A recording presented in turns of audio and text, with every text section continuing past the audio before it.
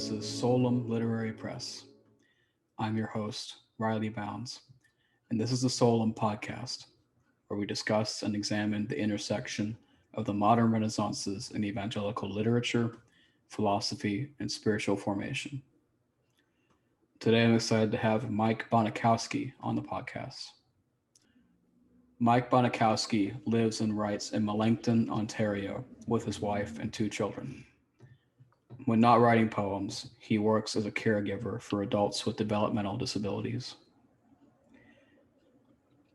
His chapbook, Red Stuff, was born out of moments of crisis, personal, emotional, spiritual, and professional. The poems in Red Stuff are attempts to take crises and turn them to worship. Red Stuff will be our first poetry chapbook publication under Solum. Very happy to have Mike. Very happy to be here. Thank you, Riley. Yeah. More information will be given in the show notes, including a link to his blog and social media if you wanted to find out more. So Mike, welcome and thanks for joining me today. It's my pleasure. Hopefully. All right. Well, why don't you tell us a bit about yourself? Namely, how did you come to Christ? So I was born into a Christian family. I have a wonderful family. And really, I'm one of those people where I can't remember a time in my life when I didn't know and believe, but it's been a lifelong journey of growing into that. I remember very young, having a pretty comprehensive knowledge of Christian theology. A lot of stuff I probably shouldn't have known at the age of 4, and not understanding it, taking for granted that it was true. But then over the years, coming to understand what those things mean and what they mean to me, and meeting the person of Jesus. And that's been a very long process, as it is for everyone. It's the work of a lifetime, but it's been a long road with a lot of ups and downs. But it's always been there. I've always tested it. I've always doubted it, but I've never been able to leave it. I've never been able to not feel that is the true story of the world and of the humans and of God. And I'm very grateful for that. When you were saying that you found out things maybe you should have known it for, do you mean something like that you were able to suss out some deeper theological truth than most kids are able to? I don't know about that. I was a very fearful child. I'm a very fearful adult, to be perfectly honest. But I had a very highly developed sense of human depravity, I guess, at a very young age. Like the idea that people are fallen was something that hit me very young. And I internalized that and never really talked to anyone about it. So I had a pretty hardcore Calvinist understanding at a young age.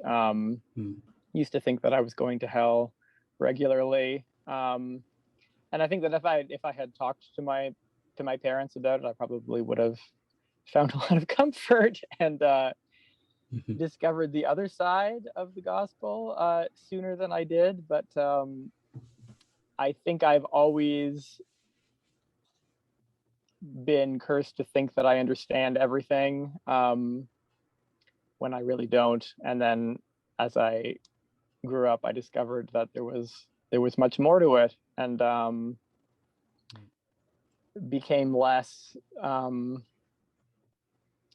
afraid, and found the Comforter, who's also there, as well as the Judge. And I mean, that has been a lifelong journey, as I'm sure it has been for many of us, of that generation particularly. Mm-hmm. Yeah, yeah. I'm glad that you found the balance there. So, when was it that you discovered poetry? I discovered poetry when I started writing it, really, which was never the plan.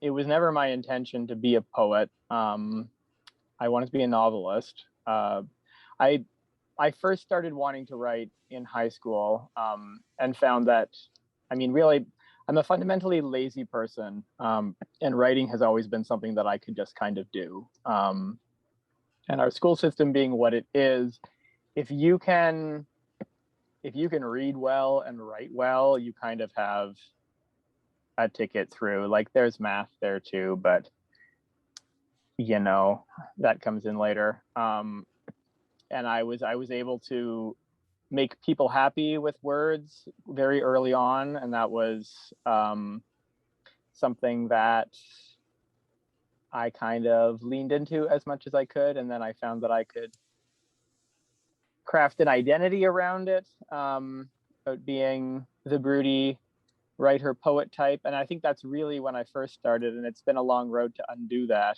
And really, a lot of my poems since then have been sort of a willful attempt to deconstruct that lie that I told about myself to other people, that I was this person. But I did not want to write poetry. But I found that the things that I wrote that were actually good and that meant something to other people, and seemed to speak to them and seemed to help them, and weren't just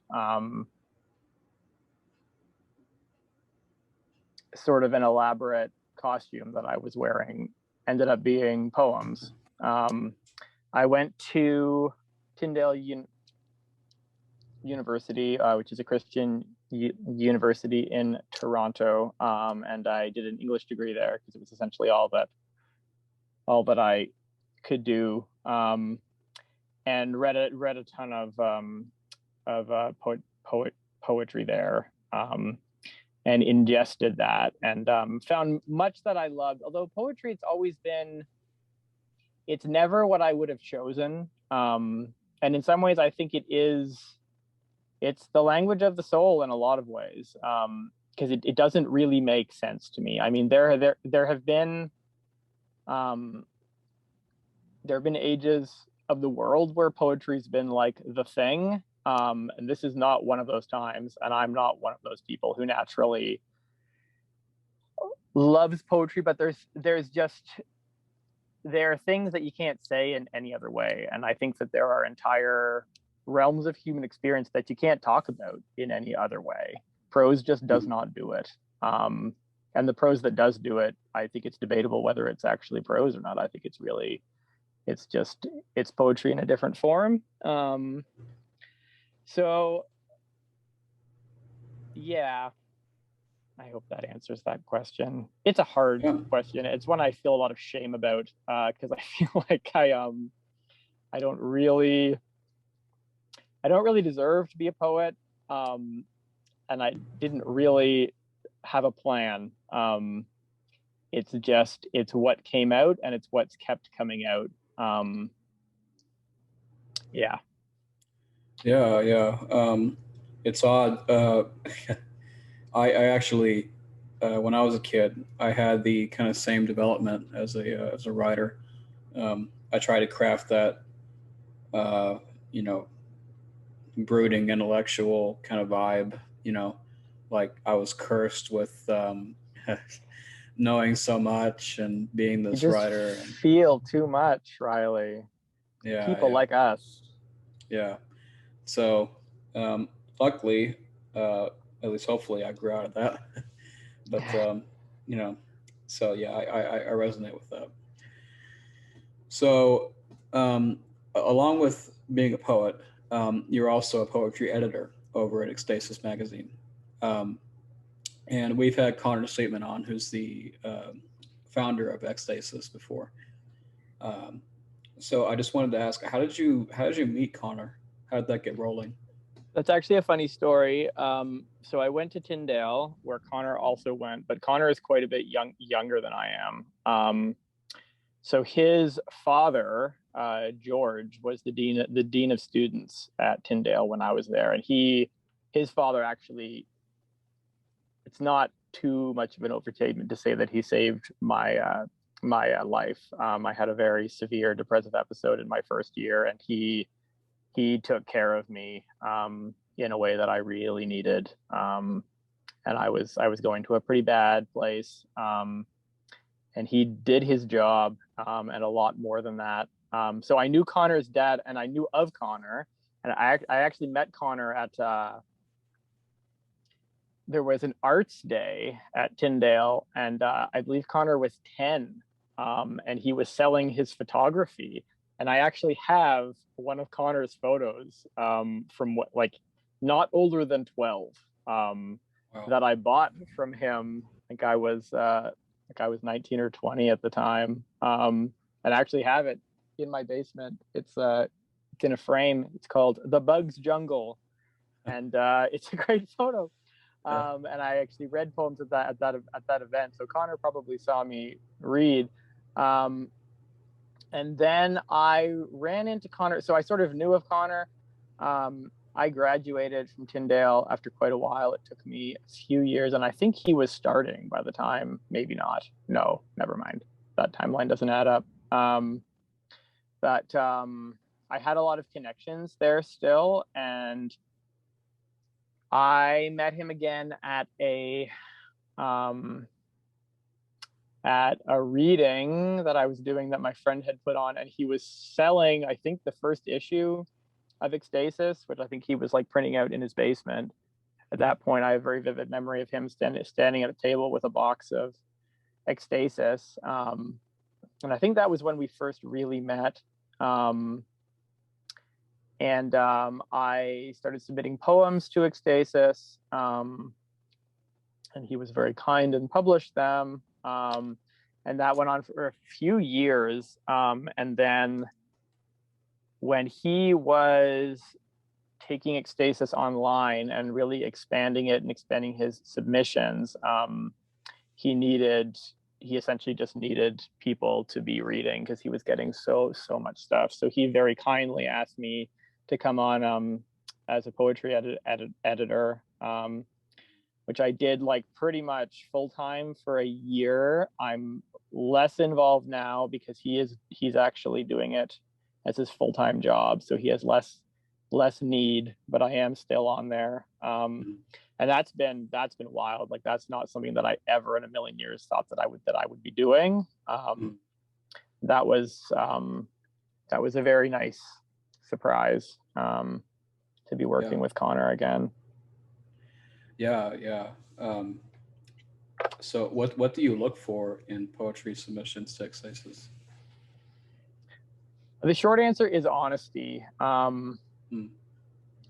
really feel strongly that poetry has the ability to be the most honest form of expression, and it also has the ability to be the least honest. It's very easy to sound profound in a poem, and I feel like there's a lot of that going around, and I've certainly been guilty of it many times.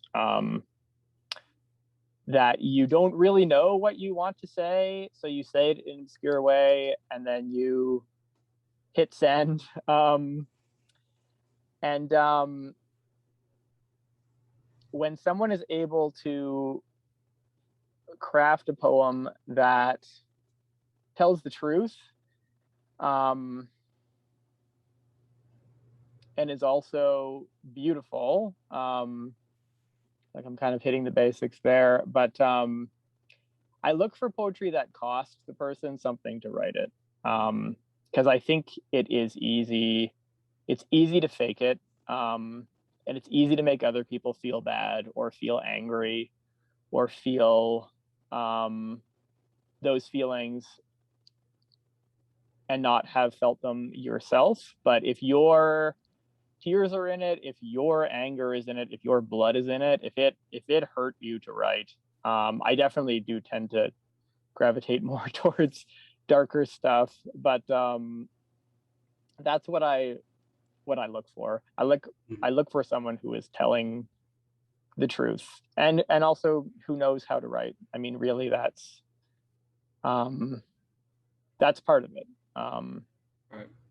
And I don't claim to have a profound understanding of what it means, like what makes a poem good. I think it's an instinct more than anything. I've read a lot, and I think I have a nose for it. I wish I could say more than that. There are definitely people who are way more qualified to be poetry editors than I am. I will tell you that much. But I've enjoyed it. And I've met some wonderful people, yourself included. Oh, thanks. Which has made it all worthwhile. Yeah. Yeah. There's a lot to say there. What I really love about Red Stuff, your chapbook, I've noticed that a lot of the poems read like psalms, and yeah. I also wondered if maybe that was a big inspiration for you. Absolutely. The Book of Psalms is my favorite book, and it has been since I was a kid. And I think going back to being a fearful child, like the Bible scared the hell out of me as a kid. Like I was a kid who was reading it alone, like from the age of 7 or 8, and finding a lot of scary stuff there.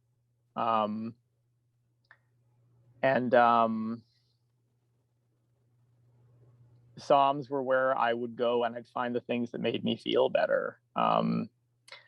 And like I've read the Book of Psalms many, many, many times, and I still do. And really, like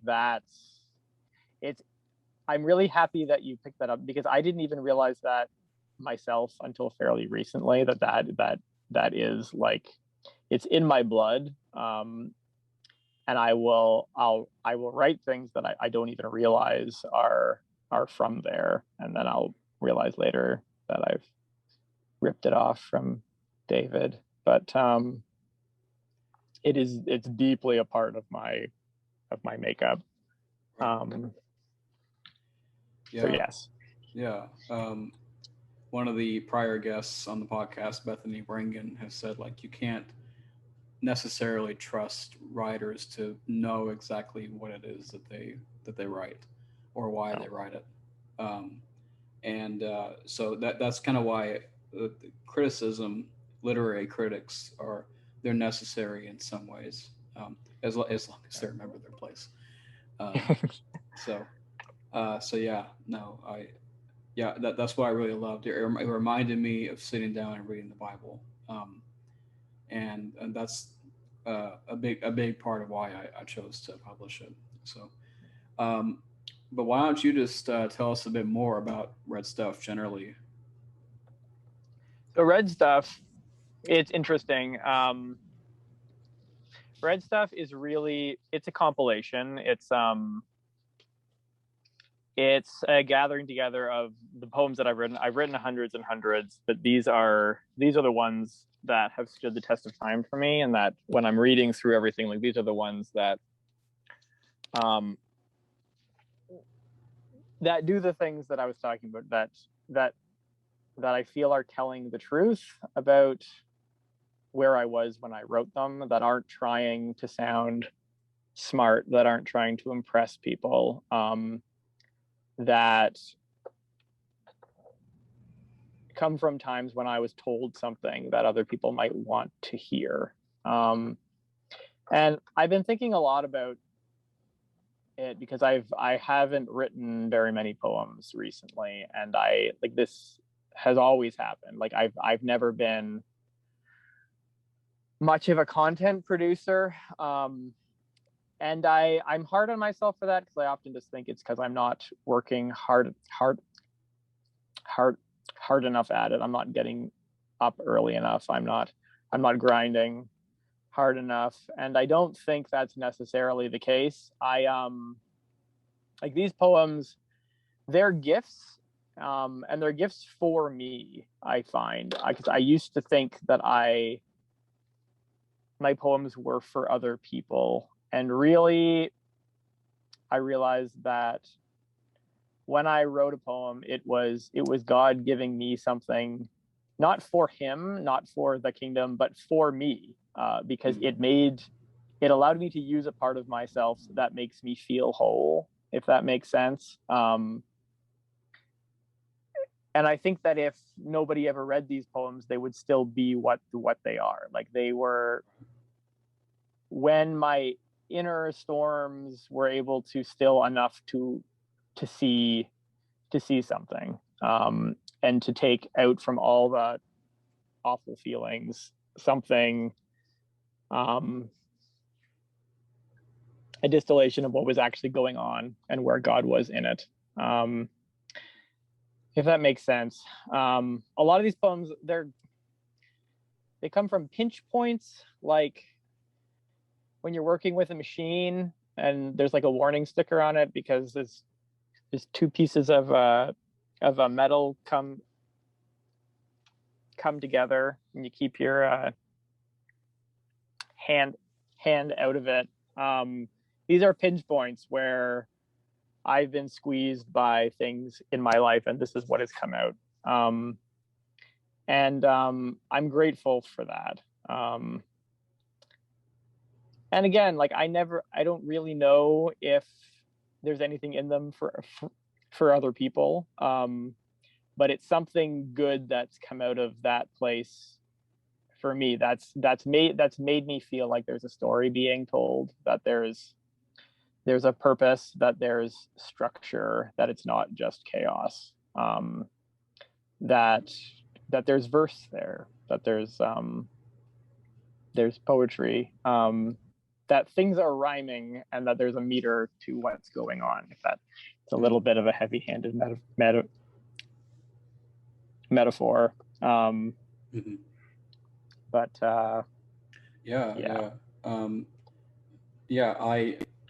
another thing I really loved about it is that I feel like I'm invited in to the poems. You're not trying to construct some like private room or mythology or just something just for you. Even if you kind of felt like that when you were writing them, there's something very warm about the poems. I feel good. I feel good when I read them. That makes me really happy. Yeah. I have to say. So, yeah. I think that even if this was a processing thing for you, a lot of people might need that too, and that'll help the process. But I did want to talk about the title. What does the title mean? And what is the title poem about? So, Red Stuff. I don't know if you'd like me to read it. Sure. Why don't I read it? And then go ahead. You'll have context. Red Stuff. Down by the river, my little son is snapping twigs and tossing them to see the runoff carry them. I watch till my mind wanders off. What's that red stuff? I hear him say. I look down absently to see his white star fingers staining red with a thing he has no word for. He is not afraid to taste it, and the pain has yet to arrive. I see the moment when it does, and I watch his face grow older. When tears dry and the wound is bound, I teach him what the red stuff's called, as I look up at that old tree and swear that we won't eat this time. So this is, I was down by the river with my son, who was 2 or 3 at the time, and he cut his hand, and he didn't know what the blood was. Like, he didn't know what it was called. And that was just such a moment for me, because,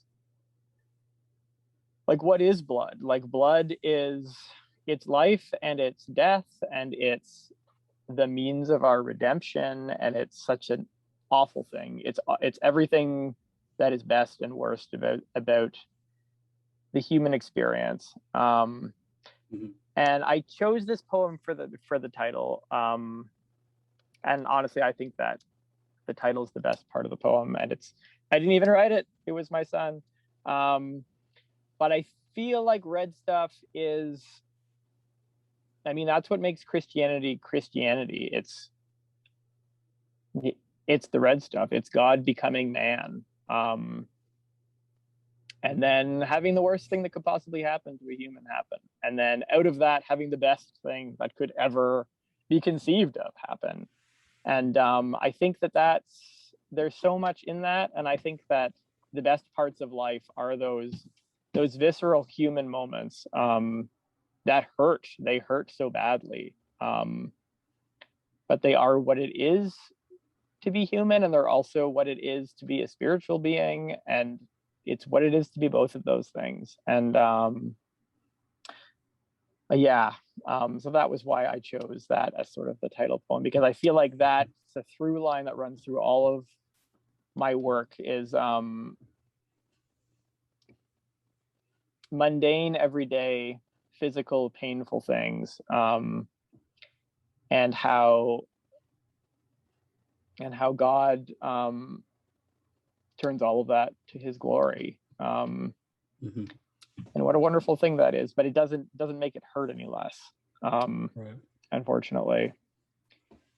Yeah. But it makes, gives the hurt a purpose. Yeah. I love that. So along with your red stuff dealing with personal crises and mental health struggles, it also deals with your work in a disability home. So why don't you tell us about that? So I have been blessed in my life to have had close relationships with people with intellectual disabilities, like going again back to my young childhood. My parents' best friends had a daughter who had severe autism, who I grew up with. So that was something that was normal to me. And that has been really a theme through my life. I've continued to meet these amazing people who have taught me so much. And I spent a lot of time volunteering with the DD class, the developmental disability class at my high school, and it's always been something that I've wanted to be a part of. I never thought it would be my job, because I was going to be a famous writer, of course. So when I went to Tyndale, well, actually, it's interesting because I started going for a social work degree to do something in that field, and then failed horribly. And the only thing that I was passing was English, because I could fake my way through it, because I was pretty much falling apart at that point. And then I was writing more and more. Had no plans for a job, but then in my fourth year, someone was like, "Well, why don't you work in a group home?" And I was like, "Oh yeah, that whole thing that was clearly the direction my life has always been going, but that I'd somehow had my head too far up places to see anymore." And I started working there, and the minute that I walked through the door, I knew that I was home. I knew that I was doing the other half of what I was made for. And I've been working in group homes for 15 years now. It's what I do. It's what I will always do. And it gives me life. It's where I see Christ more than anywhere else. It absolutely uses me up and spits me out. It's a very hard job. And not because of the people, but because of the system, which unfortunately is deeply flawed. But that's the death that I would choose. It's it's a job that devours you, but it's worth it. It's worth whatever you can give it, but it's yeah. And it inspires a lot of my writing. I'm actually working on a novel about it that I've been working on for like 10 years or so, which hopefully at some point will see the light of day, but that's sort of my other long-term project. But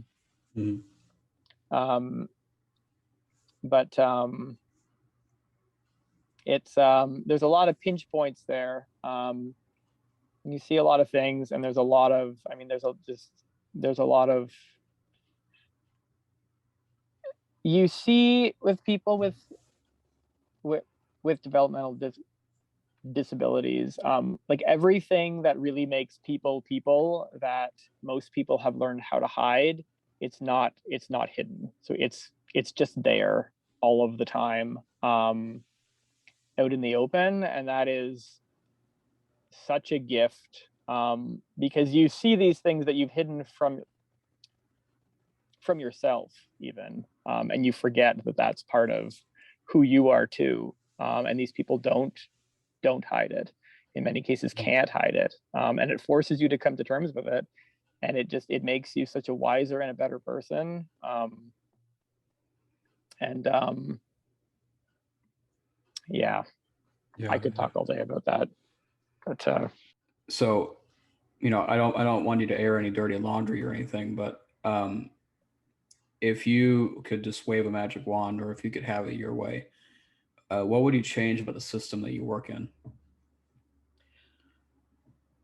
So the tragedy of the system, I don't know how it is in the States, but in Canada, the system is quite well funded. The problem is not money. The problem is that there aren't enough people who want to do the work. So the people who do the work are there working too much and burn out.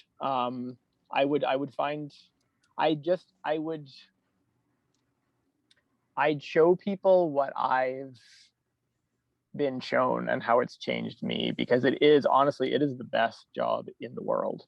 Like there's nothing like it, and like anybody could walk in there and get a job like today, because we're so desperate for staff.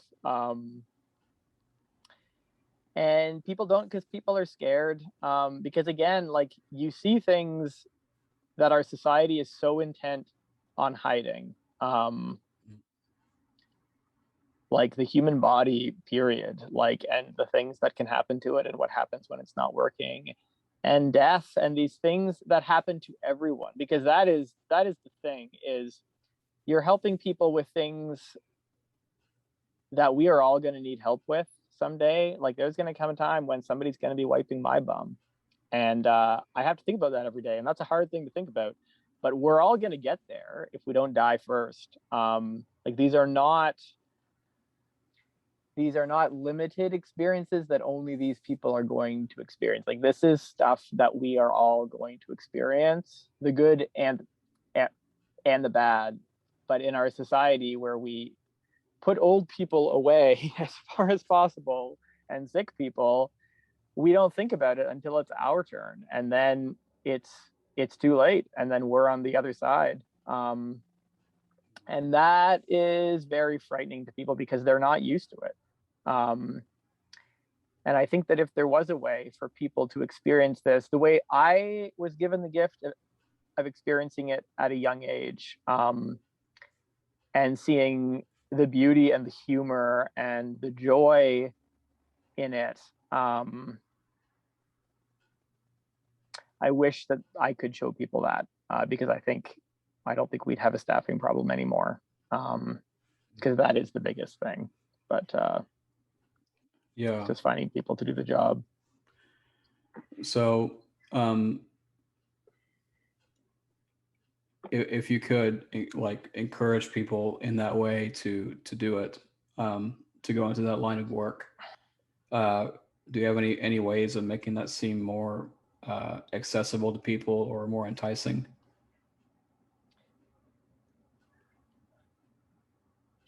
I would say just meet the people. So I have a friend named Jason who has Asperger's syndrome, and I met him in my grade 9 gym class, and he has changed the course of my entire life. I wrote an article about this actually that I'll send to you. But in grade 9 gym, I decided that I was going to be his gym partner and spend time with him. And this is not a person that most grade 9 boys would want to hang out with for a lot of different reasons. But for some reason, I was given the grace of being able to do that, and I'm not really sure why. But it changed my life. Like I really cannot express how different and how much better my life is. And I see him all of the time still. Like this is someone that I met like in 1999. Like I spent 9/11 with him. I have this very vivid memory of us watching TV together, and him saying very inappropriate things. But it was just that one friendship which he wanted so desperately. Like he came for me and I let him. And because I let him into my life has been so much better. And these people it's not an uncommon thing. Like we all know and have met people with disabilities who don't respect our boundaries. And if you let them, they will make your life better. But it's not an easy thing to do. And it involves a lot of death to yourself, death to your ego, death to your pride, death to your image of yourself and who you are. And I mean, I think it's wrapped up in the gospel also in a lot of ways. Like I think it's dying and being born again. Sorry, I'm going off on a tangent. No. Here, Yeah. This is something I feel very passionately about, but it's also not easy. It is not an easy thing, and it goes against every instinct that most of us have, Right. And that our society has. Right. Yeah. I'll share too that, like, I mean, we all know of the rampant mental illness and homeless communities. Yeah. And yet I don't really do much about it because honestly, I'm scared. I do for whatever reason, I fear them. I have no idea what to do around them. And when people, I mean, I think when I see like a schizophrenic person or something like that, I have no idea what to do. Yeah. So what would you say to people like me who like have that maybe irrational fear in a way?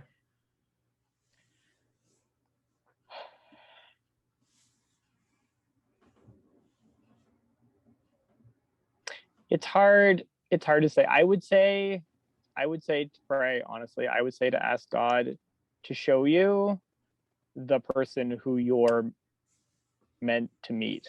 Because I mean, like that was what happened to me. It was a specific person. It wasn't like I didn't set out to find someone with a disability and be their friend. Someone like God sent Jason to me. Like I have no doubt about that at all. Mm-hmm. Like he is the reason that I'm in the work that I'm in now. He's the reason that I have the specific job that I have now, which is like it's only been good for me. Like I have been the beneficiary of our friendship. But it was a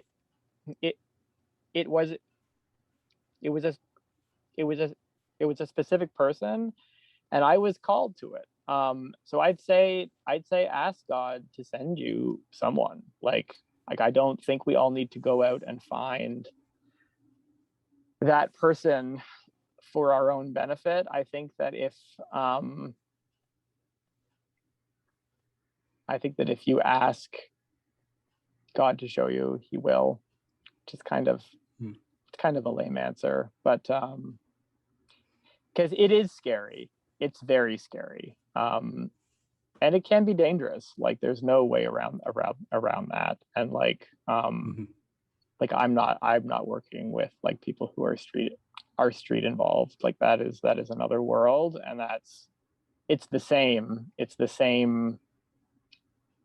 the outcasts, and we're afraid because we see what we're afraid could happen to us, and it can happen to us. I mean, I work with people who have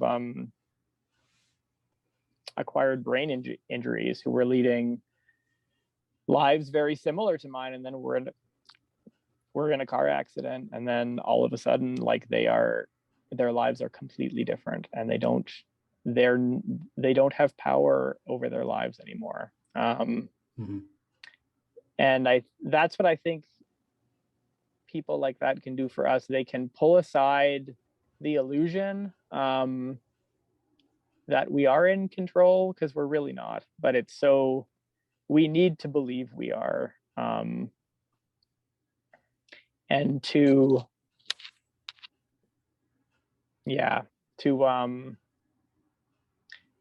see that we're not is terrifying. But it also means that it's not up to us anymore, and I think there's a great freedom in that. Right. I think there's a letting go of burdens. If you can trust that, because you're not in control, someone else is, right? But sorry, it's not a very good answer. No, that is a hard question, Riley. And I don't want you to think that I'm walking around like making friends with everyone I meet. Also, like in my life now, like I am being paid, which it changes things. It changes things, and not entirely for the better. It allows me to spend way more of my time with the people that I support than I would otherwise if I was volunteering, but it also changes the relationship, and in many ways it ruins it. So I don't want you to think that like this is my job. It didn't used to be, and it is now, and that's a whole nother conversation. It's kind of like writing. Once you're being paid, it's different. It changes it, whether you want it to or not. Yeah, no, I think that there's a lot there. And yeah, I wish that I could be less fearful.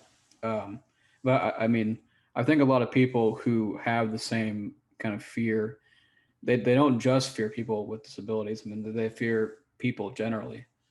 Yes. So I mean, there's a multitude of factors here. But hopefully, we can find enough bravery to do what we need to do for these people, because we are called to take care of them. We are. If I could just add, I carry an immense amount of guilt around because I'm not helping this group and this group and these people, and I really don't want this conversation to be making people feel bad because they're not doing exactly what I am doing. The other thing is that people are called to different things, and I really think if you are doing what God is calling you to do, that God is going to look after these people. But I mean, people need to be doing what they're called to do. You need to follow that. And not everyone is called to the same thing, and that's okay too. I just want to add that because I'm a person who, like, yes, I have a huge problem with guilt, and I really don't want to be putting that on anybody else. Because guilt never did anybody any good. It's a paralyzer. No, yeah, I appreciate that. I mean, we do tend to beat people over the head with what they have to do, and yet, but that doesn't really help exactly. So yeah, no, I appreciate that. But back on Red stuff. So what I kind of picked up, along with the feel of the Psalms that Red stuff evokes, I felt a bit of the romantic poets in a way. there are moments where, you know, you throw in the occasional, like, oh, you know, whatever. Mhm. And you know, that's, you just kind of let it ride. So I kind of wondered, I wonder if he's in that vein there. But what it does is it appropriates these kind of romantic images, you know, like a wolf or whatever, and then it uses it with more adult or darker or more visceral themes. So for one thing, I just wanted to ask if you'd agree with what I just said. Um, and do you actually look to them for inspiration? I love the romantics, and I read a lot of them. Not lately. I wish I could say that I had, but they're definitely in the mix. And I have a lot of sympathy for them. My professor at Tyndale was a romantic scholar. Like, he did his doctorate in them and hated them, like just hated them, and would just go off Huh. on how the romantic poets essentially were responsible for the decline of Western civilization, which I don't necessarily agree with. And I definitely, like, when I read them, I'm like, these are people who think and feel much as I do. And definitely the focus on the sublime is something that I resonate with. I spend a lot of time outside, spend a lot of time in the woods and the fields, walking around less than I would like to. And that sense of, like, walking around thinking about your feelings, I think is fairly key to the romantics. And I do throw in the occasional "oh," because it just seems sometimes there's just not a word. There's just "oh." So you're definitely not wrong about Yeah. the romantics. Yeah, no. I like that you have kind of this effusive emotional energy with red stuff. That's what I found kind of endearing about it. And you know, I also share, like, you know, in my undergrad, I experienced just a lot of elitism and snobbery against the romantic poets and against that style. And I kind of wondered if you didn't feel the same. For sure. Yeah. For sure. I think there's I think they had a lot of influence for a long time, and that was sort of seen as the only valid, like, this is what poetry is. And there's been a huge backlash against that, like, for the entire 20th century, and that continues. And I do find, yeah, I mean, there's certainly a lot to make fun of there. But there's a huge amount of value too.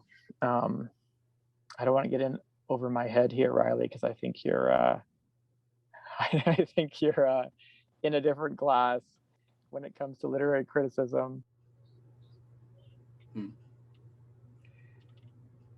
No, yeah, I mean, there is this kind of prejudice nowadays against something being sappy or emotional or something like that. But it's like, well, I mean, if you severely lack that in the poem, I mean, it kind of rips the heart out of it.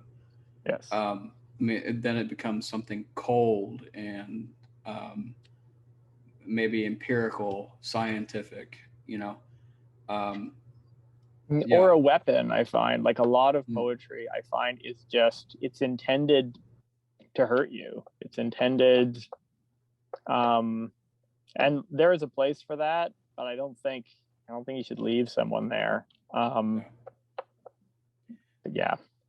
Yeah. And I've even found that I'm guilty of that. Uh, you know, there's a lot of um, academics and literary scholars and editors. They give a lot of leeway to something like a piece that's really dark.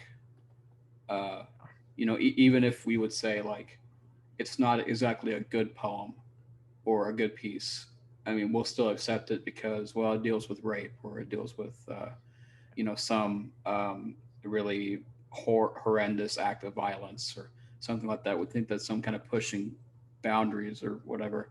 And it's like, Mhm. well, is it really? I mean, these acts of violence have, they're ancient. Yeah, There's nothing new to them. no, So it's true. so yeah, I really like that. Um, you have a balance here with the kind of the dark material that you use in red stuff and dealing with that, but you're also trying to redeem it. Um, and that was what I really loved with the tone of red stuff. So, but I also wanted to ask, as far as what you're looking for in your poetry for Ekstasis, do you kind of want that to emulate a romantic style, or is there more leeway there? I try very hard to keep an open mind. I try to not just be picking poems that are my style. Because I do, I mean, I'll get in trouble for this, but I do think that poetry is subjective. And like when I'm picking poems for Ekstasis, which again, I'm not doing a lot of currently, but I hope to again in the future. But I want there to be stuff in there that's going to speak to other people, not just me. And again, I'm looking um, for that core of passionate truth, I guess you could say. So I do deliberately try to select things from different styles, especially styles that are not necessarily my favorite, but I mean, I obviously have a soft spot for it. And if it's done well, it's amazing. And it is honestly hard to do Yes. nowadays. Oh, yes. Yeah, I mean it's hard to kind of just unravel your heart while also like not being saccharine or anything like Yeah. that. But because I guess I should qualify what I said earlier. There is kind of a line, where it does become almost like self pitying, you know, Yeah. and it's like, well, that's not really attractive, whether it's in a poem or whether it's you know something else. So Yep. so yeah. Um, another tenet of red stuff that I noticed was that a lot of them are doxologies, and they kind of Yeah. exist alongside these poems that are making sense of crises and all Yeah. that, which I thought was really beautiful. And they use somewhat archaic language, but they use contemporary imagery and subject matter. And I just kind of wondered if you might tell us a bit about the motives behind that, and if you were trying to do that. I really love liturgy. Mm, That is a tradition that I find it deeply comforting. When you read these things from 1,000 years ago or 1,500 years ago, that resonate today. And I love the language. I love that it's so old, but it's still clearly talking about the same person. Like it's talking to a person that I know, even though it was written like in, you know, like 385 or 1100. Like I find that I'm a bit of a history buff, so I love old things. But so that is just something that I love and want to try to do. And I read a lot of that stuff, so that language is definitely in my head a lot. And when I'm trying to say something in a way that sounds beautiful, like that to me is beautiful. And if I could pull that off, like something that is so simple but so rich, I would just really love to do that as a writer. I also really love the church year. Like I love the passage of time. I love how things come around again and again and again, and they say something different to you every time. mhm. So like I almost always write a poem at Christmas. Like this year, I wrote like six. I always write a Good Friday poem. I always write an Easter poem. Um, and it's really my way of marking the feast. Mm. It's my way of trying to get down to the heart of it again. And it's nice now because then I can put it on Facebook or whatever, and I find that like it helps other people mark the feast, and that's really special to me. So a lot of those poems came from there, and I'm a bit of a news junkie, and a bit of a Twitter addict. So when there's a lot of upsetting things in the news, which is often, I find that I will try to sort of synthesize my anxieties about these things into that sort of prayer. For example, there was one here that I wrote after Notre Dame burned down, because I found that extremely upsetting. Just the image. And I've written like a few about climate change and things like this, and just things that I'm scared of, and trying to put them in a context in which I don't have to be afraid anymore. I'm not ignoring it. I'm not pretending that it doesn't exist, but I'm putting it in the context of my faith, in the context of knowing that it's not the end. It seems like the end, but it's not. And remembering that. So do you think that doxologies are kind of a lost art in modern Christian poetry? I don't see a lot of them. I think they're out there. I think there's been a big resurgence, especially of liturgical prayer. And I actually, I don't know if you're familiar with the Rabbit Room out of Nashville. Yeah. Mm-hmm. It's a Christian artist collective, and they put out a book called Every Moment Holy, which is like prayers for like, it's like a prayer for like leaving on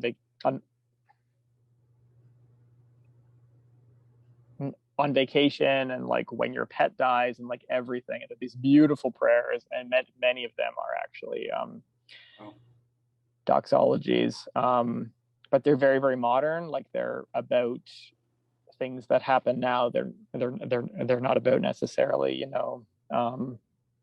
tilling the fields. Not that that's something that people don't still do, because it definitely is. But Right. So they're definitely out there. And I think these things always come around again. I think that a lot of art is fashion, and there's definitely fashions come and go. And I think that's okay. Like, I think these are forms, and it's okay for them to take different forms. Right. Yeah. Piggybacking off of the doxology question, would you call Red Stuff a book of worship poems, or do you think it's more a book of personal reflections mixed with doxologies? I think the poems in there that are really worth something, I think, are both. They're personal reflections that I've been able to turn to worship, which I think is sort of the right function of everything humans do. Like, I think that's what we are made for. And I think that's what we need to be doing all of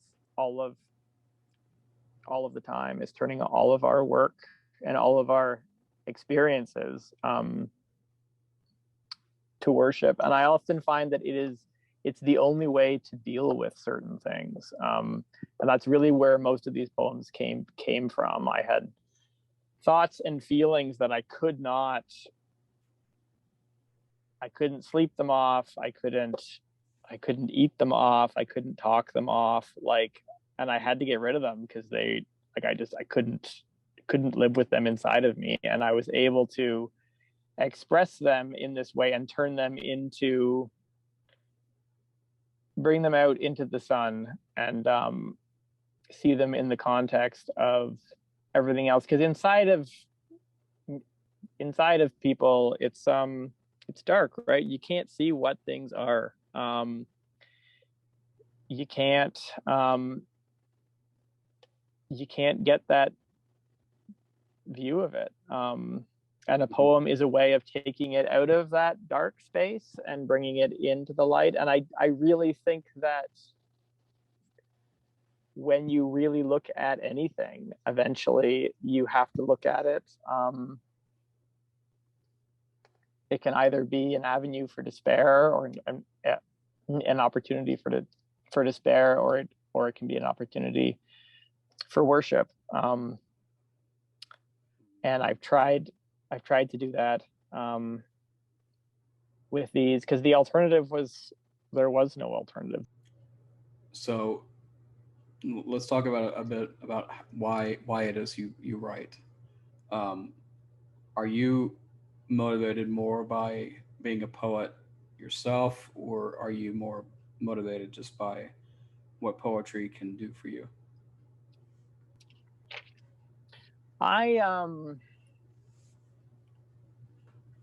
As I said before, I'm a very lazy person, and I don't enjoy writing. There are writers who write because they love it. They love the act of writing. They love to play with language. They love to craft things. They take pleasure in doing that, and that is wonderful. And I wish that was me. I've tried to make that be me, and it's not. Like writing for me, it's like taking my skin off. Like it's painful, and it's intimate, and it's not something that I would do if I didn't have to do it. So most of my writing comes out of necessity. It comes out of needing to, and I guess the word is catharsis, but getting it out of me and into a form in which I can deal with it. And that form is usually a poem. It's actually having the words out in pen in my little book. That is deeply, like, that's something that I need to do. And then once I'm doing it, I absolutely love it, and I feel more alive than I've ever felt in my life. And I feel like a fish that is swimming again and doing the thing that I was made for. And I'm like, well, why aren't I always doing this? And that feeling's there, and then it goes again. And then every poem that I write, I feel like that's it. Like I'm done. I will never write again. And then all of a sudden I'll be writing again. And I'm grateful for it. It's not something that I can so much turn on and off. And I've had to come to peace with that, because it used to be that if I wasn't writing, I felt bad. Like if I had free time that I wasn't using to do that, then I wasn't using my gifts, and then I'd force myself to write, and I just couldn't. Like I would sit there and just produce garbage or nothing. Like when I was 21 or 22, I decided that I was going to try to make it as a writer, and I stopped working and was just gonna write, and that was it was make or break. We were gonna burn the boats, and just this was gonna be it. And I just I produced pretty much nothing. And then after I got married and had little kids and was working full time and essentially had no free time at all, I found that I was producing more work than I'd ever produced. I'd have 7 minutes before the kids woke up, and I'd have a poem. And it wasn't about the amount of time. It was about getting out of my own way, I think, more than anything else, and not thinking about myself, thinking about other things, experiencing other things, being in relationship with other people, and not just sitting alone in my basement. Then those things were inside of me, and then when those moments came, I had it there, and there was stuff to come out. Right. If that makes sense. Yeah. So in that way, we've already covered how in this way it's kind of an act of worship, but do you feel closer to God when you write, or maybe after you're looking at the poem and it's there? I mean, do you feel closer then? I do. I really do. Because I honestly I feel like God's given me something. Like I feel like he's made a way out for me. He's made a way out of the headspace that I was in. And the really amazing thing is that sometimes the poems speak to other people too, which is never something that I'm expecting. And that is such a gift. And no, I do. I definitely feel.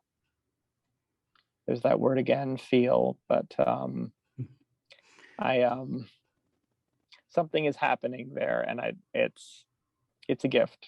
Is what it is. It's a gift that I'm given once in a while. Right. It makes me feel better, which is kind of him, because he doesn't have to do that, and he does. Yeah. I wish that more poets had that attitude toward poetry. So wrapping up, then, as an editor, what would you like to see more of from the Christian literary scene, and less of, for that matter? I think I'd like to see less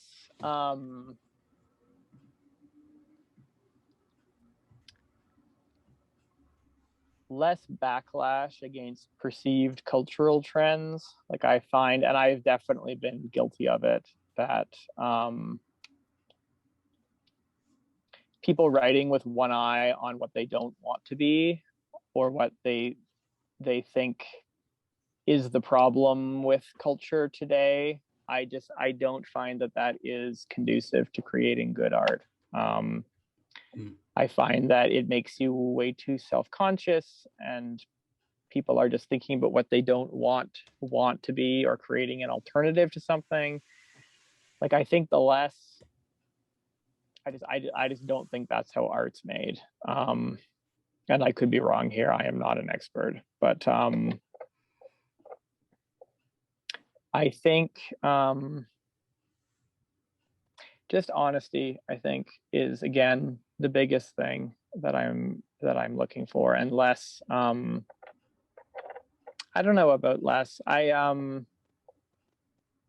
honestly, the more poems that I read, the better I feel, the happier I am, because I know that people are out there doing it, and I know that, like, it's pretty obvious right off the bat if somebody's writing a poem because they really want to be published. And I think that's always the danger. And especially in like the Christian literary world, like it's a pretty small bubble. And it's hard because like you want to be published, obviously, but I think it's really easy to fall into the trap of just trying to write what you think the editor wants to hear. And I don't know what I want to hear. I want to read something that I've never read before, something that is surprising, something that's going to make me see something that I haven't seen before. And I think that that's possible for everyone, but it's only possible if you're speaking from your heart. It's a terrible thing. I can't believe I just said that, but no, you know, I mean, what I mean. It's at least it's honest, you know. And yeah, I mean, it's just true, you know. I don't want to be you know, placated. I don't want to be I want somebody to ingratiate themselves to me just to be published or anything like that. Yeah, so I mean, you know, I'd rather receive a poem that's honest about why you hate God than, you know. Yeah. Yeah. And I mean, yeah, I grew up in sort of the heyday of when Christian culture was a powerhouse and made a lot of money. Like I grew up in the late 90s. Like I hung out at a Christian bookstore and I listened to their free CDs. Like that was where I spent every Friday, and I loved it. And it was a wonderful thing.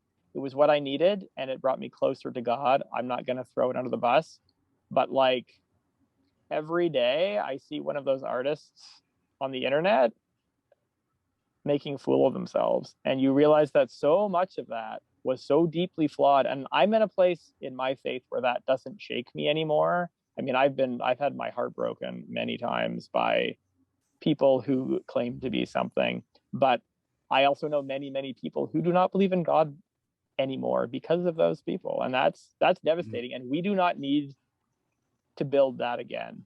That is mostly gone. In Canada, it's entirely gone, which is not a good thing. I'm not saying that it is, but we don't need to build that again.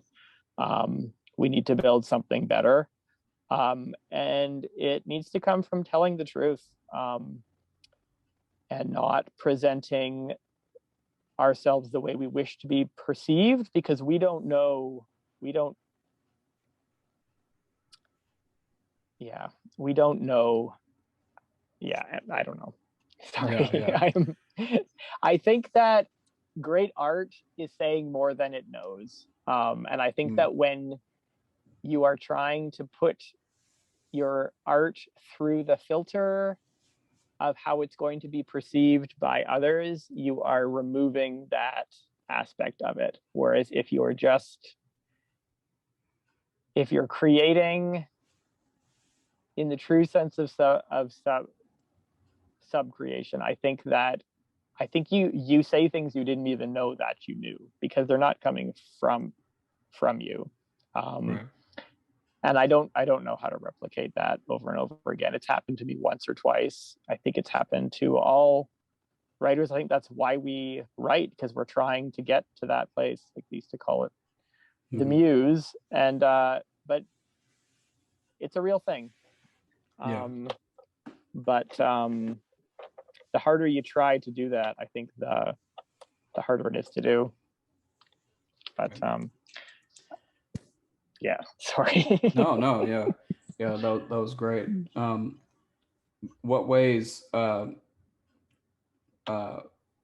do you think that honest Christian art will make the Christian community, the literary community, tighter?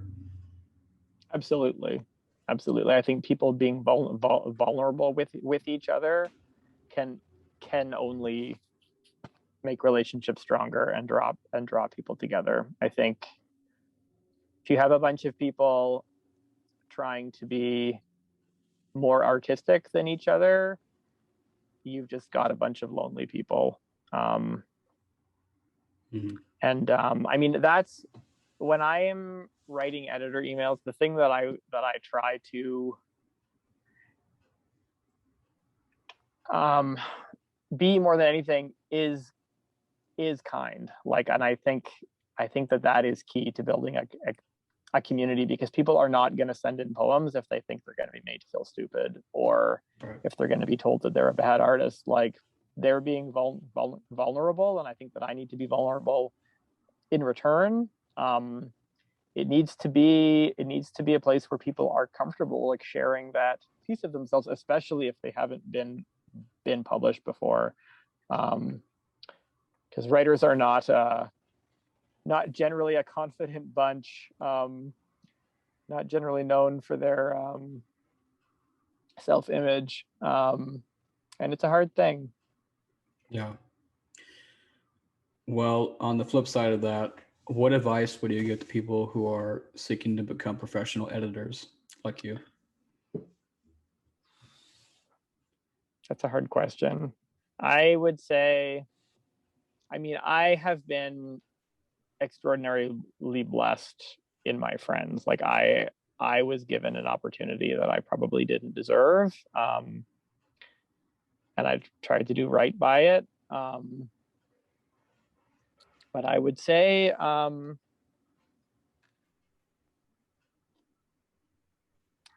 don't even know if I have an answer to that, Riley. It's okay. My circumstances were pretty unique. Mm-hmm. But I would say is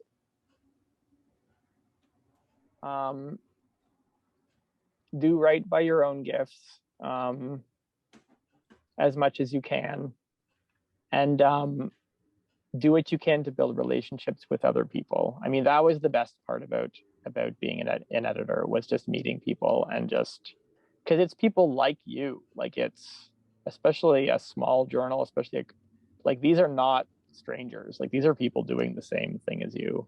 Right. And if you build those relationships, you'll make friends with them, and you'll make friends with their friends, and eventually you will build that sort of community that I think is starting to exist thanks to people like you, and that is just a good thing.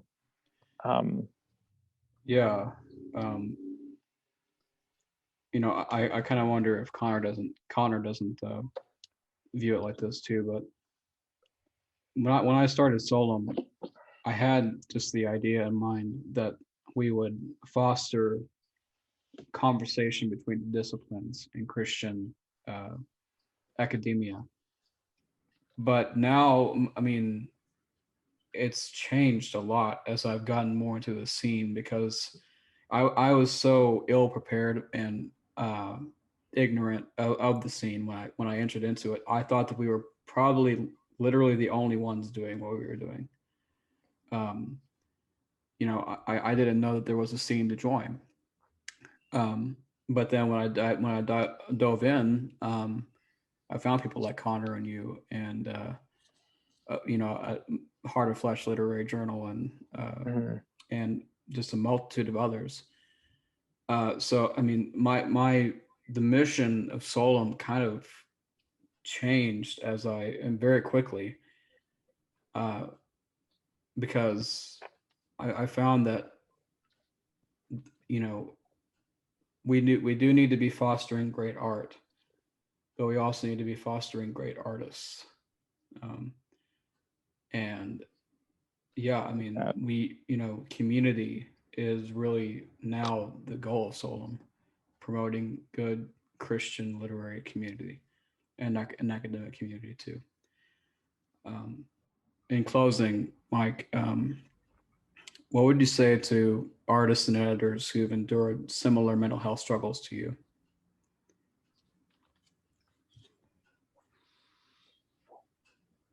I'd say write about it.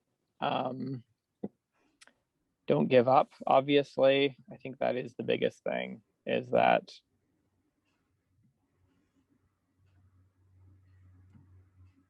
the way you feel is not reality. It's not.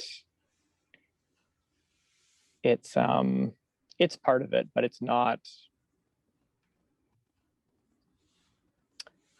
the world that you're living in. It's not who you are. And it's going to change. And that's that's what I would say to anyone who's struggling with their mental health, is that it's going to change. It doesn't stay this way. It gets better and it gets worse, but it's always changing.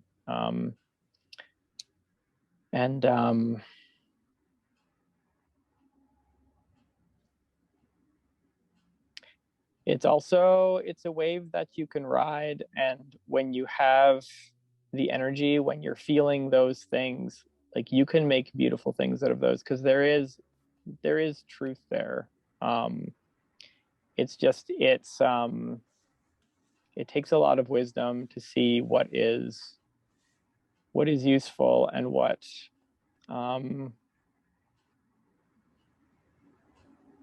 you can't fall into there. You can swim in it, but you can't. It's easy to drown. And I'd also say surround yourself with other people. Don't isolate yourself, because you need someone to tell you what's real and what's not. Because especially as an artist, it's very easy to get lost. And I think when I write poems in that state, that's what I'm trying to do. Is I'm mostly just trying to draw a little picture for myself of what reality is, because you're not seeing all of it when you're in that state. You're not having perfect visions of the world as it really is. You're seeing a lot of different stuff, and Yeah. it's all a big mess. No, yeah, that makes a lot of sense, and that was really profound. It reminds me of what a couple people on the podcast have said prior, that they use writing to arrive at truth, not to just proselytize some truth that they absolutely that they know. Yeah, so yeah, it's almost like discovering the truth of yourself. That's really beautiful. So on that note, I would love it if you would read some poems for us. All right, I'll start with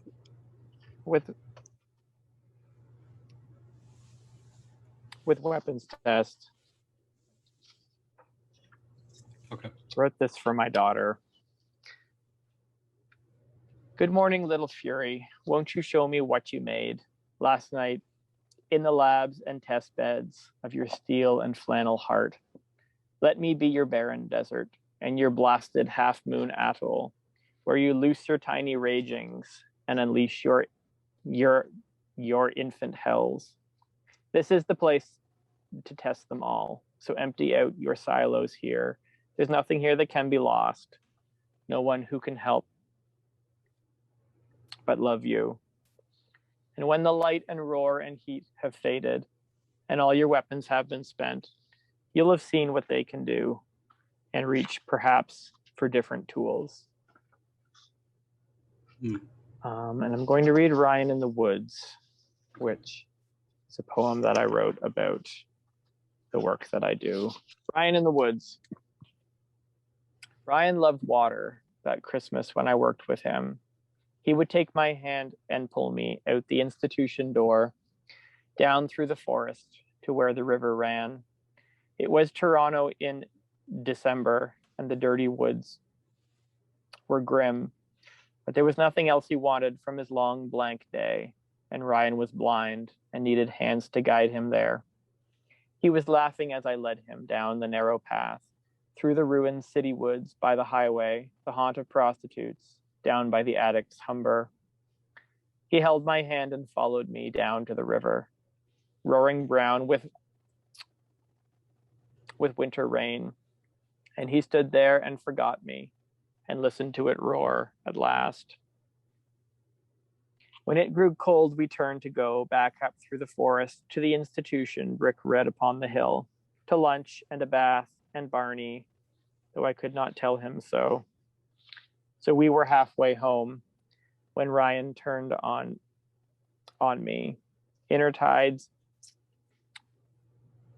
reversing, inner weather growing grim, his laughter ceasing and turning over into rage. His face a wordless curse. He began to scratch with ragged nails, to strike with foot and fist at the one who led him through what he couldn't see. So I pull Ryan through the woods, threading the narrow path as he spits and strikes at me. He is being led to the doors of warmth and safety that he cannot see. And I can't be angry, and I can't be surprised, for daily I am blind, and daily I rage, and daily I wound the hand that leads me. I think I'll end with conductor. I know that was one.